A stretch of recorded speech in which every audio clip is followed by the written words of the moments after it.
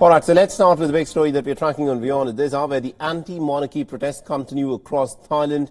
And now Thailand's Prime Minister, the man who's in the middle of the controversy, Prayut Chan-O-Cha, has threatened to use all laws and all articles to take action against the pro-democracy protesters. Remember, the protesters are actually wanting for the Thai Prime Minister to step down. Now, the Prime Minister's threat has left the protesters extremely concerned. They fear that the kingdom's very harsh lèse-majesté law could be invoked against individual protesters. Now, this law shields the Thailand's powerful royal family from any kind of criticism. It is described as one of the world's harshest defamation criteria, and under this law, anyone, and I'm quoting from the law here, anyone who defames or insults or threatens the king, queen, or the heir apparent or the regent can face up to 15 years of prison on each charge.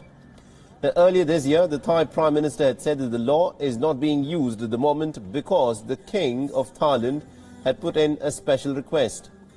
Now, Thailand is currently witnessing its biggest political turmoil in decades, and Prime Minister Prayut Chan-O-Cha's warning comes as demonstrators are asking for their reforms to be implemented.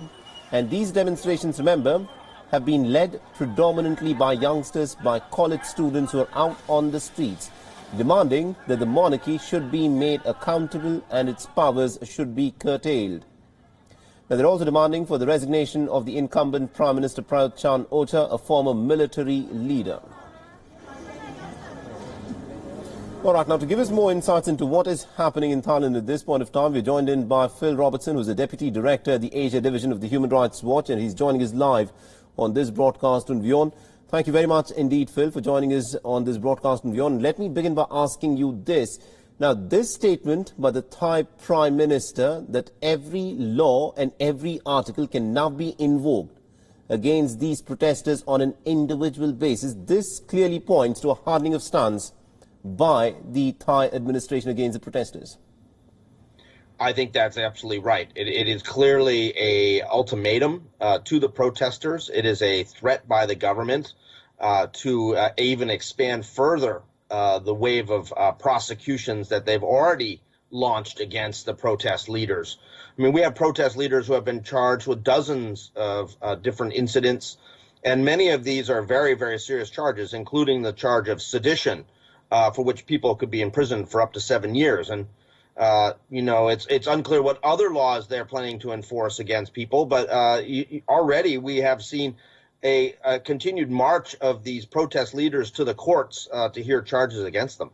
Absolutely, indeed. And just a few days back, I mean, we heard the king, in fact, speak out for the very first time. He said that Thailand is a land of compromise. He perhaps was hinting at some kind of compromise that could be struck. But the statement that we are hearing from the Prime Minister now quite clearly states that the Thai government at this point of time is not willing to compromise at all with the protesters. One of the demands of the protesters is that the incumbent Prime Minister, Prayut Chan-O-Cha, should step down. That's right. I mean, you know, the statement, you know, Prime Minister Prayut claims that his government has been, quote, straightforward and, quote, earnest in trying to find solutions, but that's really not true. We just saw the other day that Parliament voted down reform proposals proposed by the protesters and the people, and there hasn't been any real dialogue between the government and the protesters. Over the past month, we've had peaceful protesters hit 3 different times with water cannons by police, and you know those water cannons, they're lacing it with tear gas and pepper spray. This is excessive use of force by the police, preventing peaceful marches from going forward. It's quite clear that the biggest problem really is the unwillingness of the Thai government to sit down seriously and talk about these reform demands with the protesters. Absolutely, indeed. And at this point of time, do we know anything at all as to what the protest leaders are stating about this hardening of stance by the Thai government? Because these protests have been going on for several months now. Will they still continue to protest, considering that now the very strict provisions of the lèse-majesté law could in fact be invoked against them individually?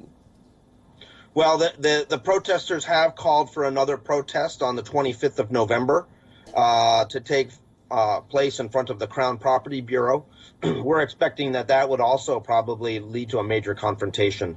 The government will not allow the people to get close to that or any other sort of palace institution. On the issue of the Les Majest law, it's quite clear that that law and many other laws in Thailand don't comply with international standards and practices, as the government is claiming. But we have not seen the Les Majest law used yet, in part because the palace made it very clear to the government that it would be the palace that would decide whether that Article 112 would be used or not. In previous years, during the previous reign, really that was left up to the government. But now the palace has indicated that this is a law that they will make the call on. And I think that ultimately, if we see the Les Majest law being used, that's a very, very serious indication of a deepening problem. Absolutely, indeed. And lastly, just before we let you go, the two different kinds of statements, one that is coming from the palace where the king said that, look, Thailand is a land of compromise, and what we've heard from the Prime Minister, is there an attempt to play good cop, bad cop here to try and push the protesters back in the demand that they are raising? Well, it's unclear, to be honest. I mean, I think that the government is reacting to the anger of many people. We had this crackdown on the 17th. We had the protesters really abused, 55 people hurt, 6 people shot when the police stepped back and allowed the yellow shirts to come in and attack these groups. So there's a lot of anger. And I think that it's quite clear that, the police and the government are taking a harder line, maybe because they're worried that they're going to get blamed if the situation gets out of control. Absolutely, indeed. We'll have to leave it there for the time being. Thank you very much indeed, Phil Robertson, for joining us and getting us all those insights.